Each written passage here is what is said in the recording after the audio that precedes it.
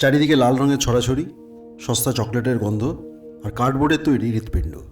অর্জুন তার অফিসের 27 তলার কিউবিকলে বসে একটা এক্সেল শিটের দিকে তাকিয়ে ভাবছিল, মানুষ যে কেন ক্যালেন্ডারের একটা নির্দিষ্ট তারিখে নিজের পকেট আর ইমোশন দুটোই খালি করতে এত ভালোবাসে, সেটা কোনো ইকোনমিক থিওরিতে নেই।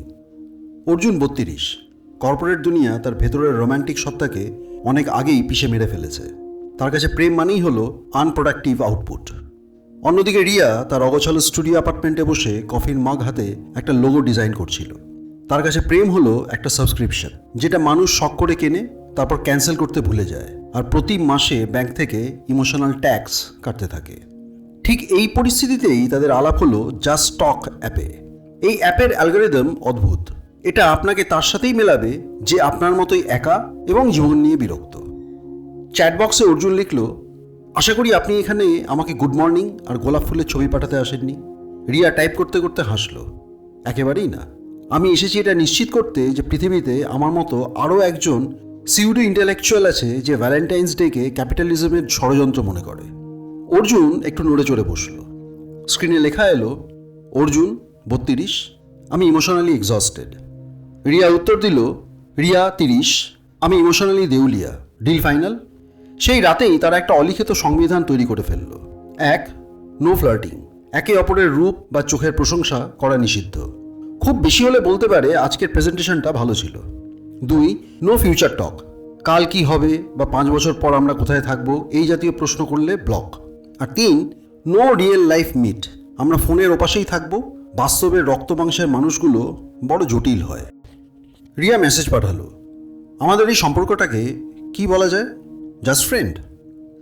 অর্জুন উত্তর দিল, না, ওটা খুব ক্লিশে। এটাকে বলতে পারো ইমোশনাল ওয়াইফাই, পাসওয়ার্ড ছাড়া কানেক্টেড, কিন্তু রেঞ্জের বাইরে গেলেই ডিসকানেক্টেড।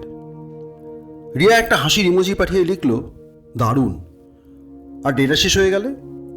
অর্জুন লিখল, সেটা হওয়ার নয়, কারণ আমাদের কাছে জমানো একরাশ বিরক্তি আর একাকিত্ব আছে, যার কোনো লিমিট নেই। দিনগুলো কাটতে লাগলো। তাদের কথোপকথন মোটেও প্রথাগত প্রেমের মতো ছিল না। তারা কথা বলতো, কেন থেরাপি সেশনগুলো এত দামি, কেন অফিসের বসরা আসলে এক একজন আধুনিক জমিদার, আর কেন রাস্তার মোড়ের গোলাপগুলো সম্পর্কের চেয়েও দ্রুত পচে যায়। এক রাতে রিয়া লিখল, জানেন অর্জুন, আমার না মাঝে মাঝে মনে হয় আমি একটা ভাঙা সফটওয়্যার। সবাই ডাউনলোড করতে চায়, কিন্তু কেউ বাগ ফিক্স করতে চায় না। অর্জুন অনেকক্ষণ স্ক্রিনের দিকে তাকিয়ে থাকলো। সাধারণত সে এরকম কথায় উপদেশ দেয়, কিন্তু আজ সে লিখল, বাগ ফিক্স করার দরকার কি? ওভাবেই তো ওটা ইউনিক। পারফেক্ট সফটওয়্যার তো সবাই ব্যবহার করে, ওতে কোনো থ্রিল নেই। রিয়া স্ক্রিনের ওপাশে একটু ঘুম মেরে বসে থাকলো। তার ফোনটা তখন রাত 2টোর নিস্তব্ধতায় নীল আলো ছড়াচ্ছে। তার মনে হলো, অর্জুন কি প্রশংসা করল? না, চুক্তি অনুযায়ী ওটা তো প্রশংসা হতে পারে না, এটা জাস্ট একটা টেকনিক্যাল অবজারভেশন। সে রিপ্লাই দিল, ইনসমনিয়া। অর্জুন লিখল, না, কফি। আর আপনি? রিয়া লিখল, আমি জাস্ট ভাবছিলাম, আপনি কি সবসময় এত ইনডাইরেক্টলি কথা বলেন? অর্জুন লিখল, সরাসরি বললে পাশে আপনি মনে করেন আমি ফ্লার্ট করছি, ওই যে রুল নাম্বার 1। মার্চ মাস শেষ হয়ে এপ্রিল এলো। তাদের সম্পর্কের সংবিধানে ফ্লার্টিং নিষিদ্ধ থাকলেও কেয়ার বা যত্ন শব্দটা নিয়ে কোনো স্পষ্ট নিষেধাজ্ঞা ছিল না। আর সেখানেই গণ্ডগোলটা পাকালো। একদিন বিকেলে রিয়া তার স্টুডিওতে বসে একটা কঠিন ক্লায়েন্টের সাথে ঝগড়া করে মাথা গরম করে বসে আছে। ল্যাপটপটা আছাড় মারতে ইচ্ছা করছে তার। ঠিক সেই সময় অর্জুনের মেসেজ এলো, আপনার ডিজাইন করা ওই নীল রঙের লোগোটা দেখলাম পোর্টফোলিওতে, কালার প্যালেটটা কি একটু বেশি ডিপ্রেসিং? রিয়া লিখল, আপনার কি মনে হয় আমার লাইফটা খুব কালারফুল? ক্লায়েন্ট আমার ডিজাইন নিয়ে বলছে, আর একটু পজিটিভিটি দিন।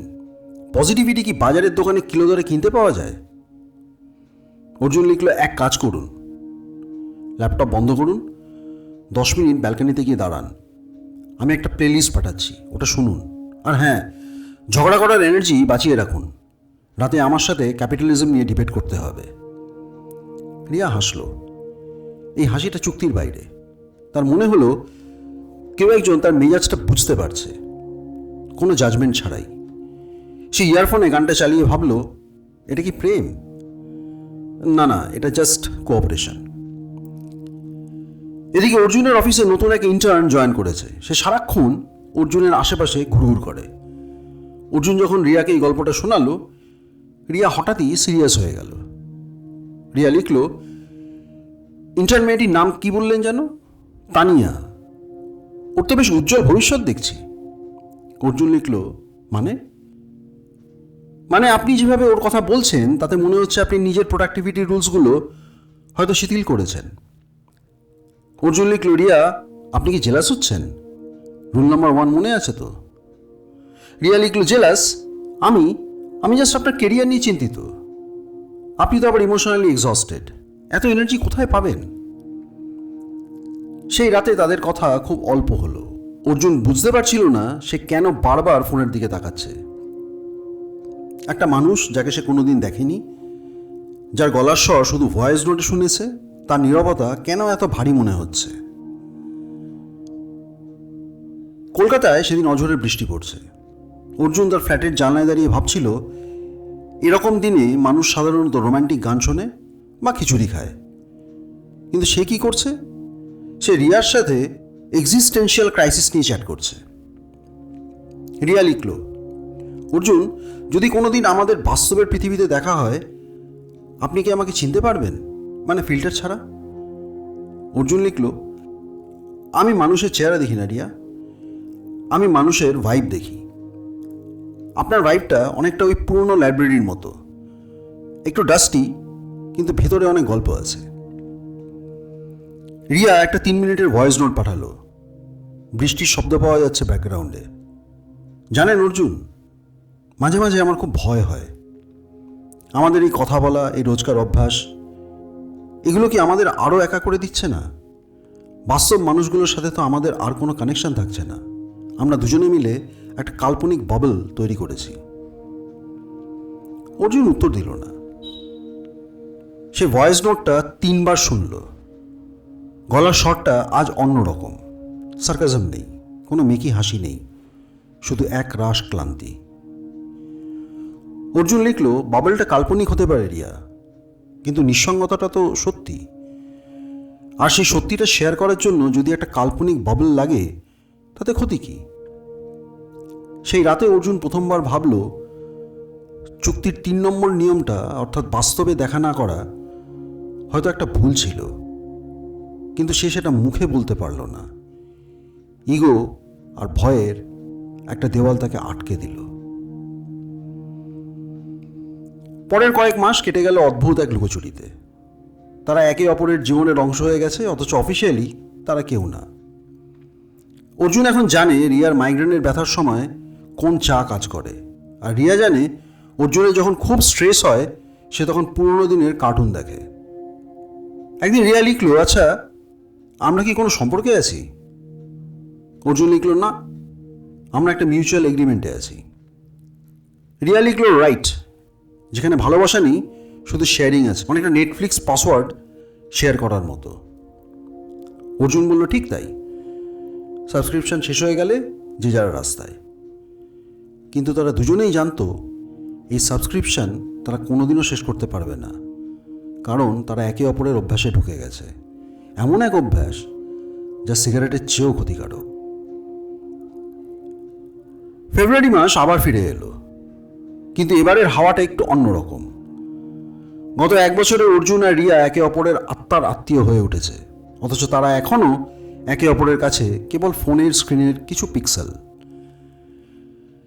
ভ্যালেন্টাইন্স ডে ঠিক 2 দিন আগে রিয়া প্রস্তাব দিল, অর্জুন আমরা তো নিজেদের খুব ইমোশনালি ম্যাচিওর আর প্র্যাকটিক্যাল দাবি করি, তাই না? তাহলে চলুন একটা পরীক্ষা নেওয়া যাক। অর্জুন বলল, কিসের পরীক্ষা? রিয়া লিখল, 14ই ফেব্রুয়ারি আমরা কেউ কাউকে একটা মেসেজও করব না, কোনো কল না, কোনো ভয়েস নোট না, এমনকি কোনো মিমও শেয়ার করব না।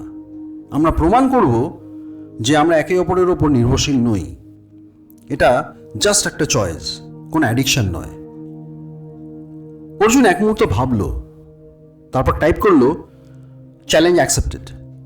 পরদিন 15 তারিখ সকালে আমাদের কথা হবে, দেখি কার উইল পাওয়ার কত বেশি। 14 ফেব্রুয়ারি সকাল 8টা। অর্জুনের ঘুম ভাঙল অভ্যাসবশত ফোনের দিকে হাত বাড়িয়ে। সাধারণত রিয়ার একটা সার্কাস্টিক গুড মর্নিং মেসেজ আসে, বেঁচে আছেন তো, নাকি অফিসের কাজ আপনাকে গিলে ফেলেছে। কিন্তু আজ ইনবক্স ফাঁকা। অর্জুন একটা দীর্ঘশ্বাস ফেলে কফি বানাতে গেল। দুপুর 2:30। রিয়া ল্যাপটপ নিয়ে বসে আছে। সাধারণত এই সময় অর্জুন লাঞ্চের ছবি পাঠায় আর ক্যান্টিনের খাবারের সমালোচনা করে। রিয়া বারবার ইনস্টাগ্রাম খুলছে আর বন্ধ করছে। ওর আঙুলগুলো যেন বিদ্রোহ ঘোষণা করেছে। তারা অর্জুনের চ্যাট বক্সটা খুলতে চায়।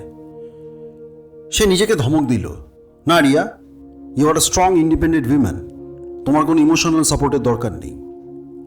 রাত 9টা। শহরটা এখন আলোয় আলোময়। রেস্তোরাঁগুলোর বাইরে যুগলদের ভিড়। অর্জুন তার ব্যালকনিতে বসে একা একা রাম খাচ্ছে। সে ভাবছে রিয়া নিশ্চয়ই এখন কোনো পার্টিতে আছে বা খুব শান্তিতে ঘুমোচ্ছে। সে কি আদৌ আমাকে মিস করছে, নাকি আমি শুধু এই অ্যান্টি রোম্যান্স নাটকের শিকার?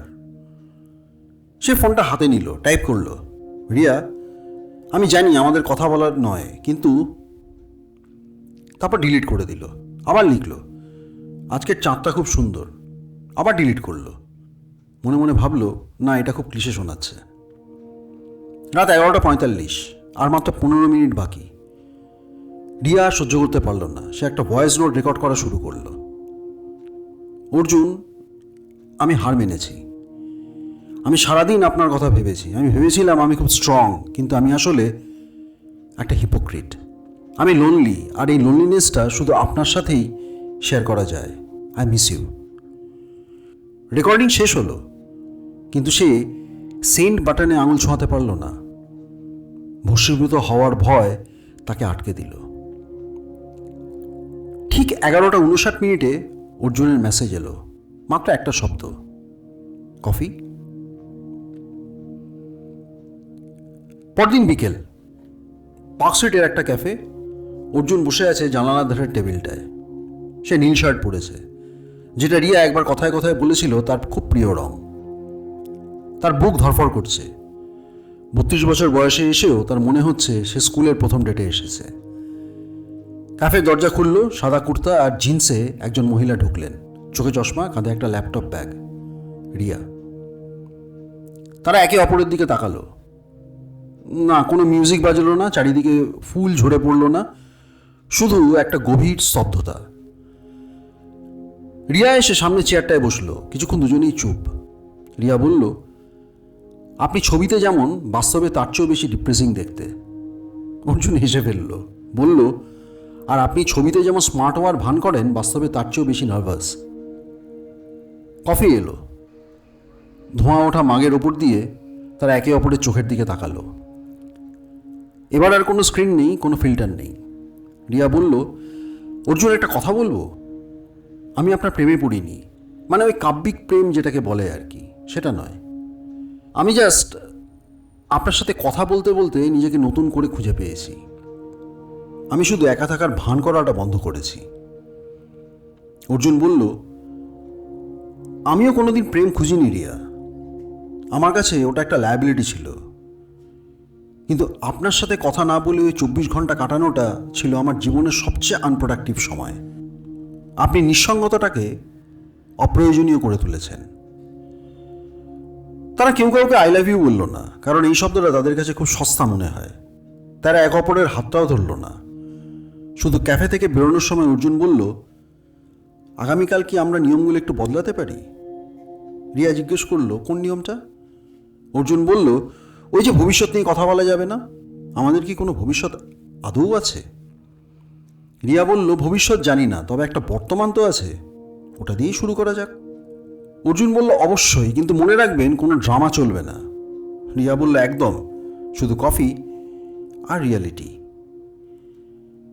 তারা দুজনে ভিড়ের মধ্যে মিশে গেল। শহরের কোলাহলে তাদের গল্পটা হারিয়ে গেলেও ক্যাফেতে পড়ে রইল দুটো খালি কফির মাগ আর একরাশ না বলা কথা, যা শেষ পর্যন্ত তার গন্তব্য খুঁজে পেয়েছে।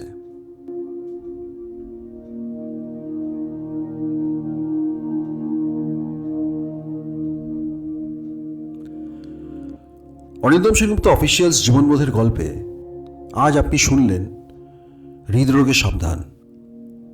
আমাদের আজকের গল্পের বড় বার্তাটি হল, আমাদের সমাজে অনেকেই স্ট্রং বা ইন্ডিপেন্ডেন্ট সাজার জন্য নিজের একাকিত্বকে লুকিয়ে রাখে, কিন্তু কারোর ওপর নির্ভর করা বা কাউকে জীবনে প্রয়োজন এটা স্বীকার করা কোনো দুর্বলতা নয়, বরং এক ধরনের সাহস।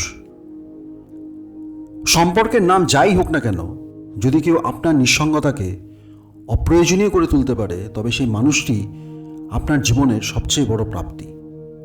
আপনি যতই নিজেকে আড়াল করুন না কেন, সঠিক মানুষের সাথে মানসিক সংযোগ তৈরি হওয়াটা আটকানো অসম্ভব। ভালোবাসা আসলে কোনো বড় ঘোষণা নয়, বরং রোজকার ছোট ছোট আলাপ আর একে অপরের পাশে থাকার একটা অভ্যাস মাত্র। খুব সহজ কথায় বলতে গেলে, লজিক আর সার্কাজম দিয়ে মনের দরজায় যত বড় তালাই ঝোলান না কেন, সঠিক মানুষটি ঠিকই শেয়ার করা জোকস আর মাঝরাতের মেসেজের চাবি দিয়ে সেই দরজা খুলে ফেলে।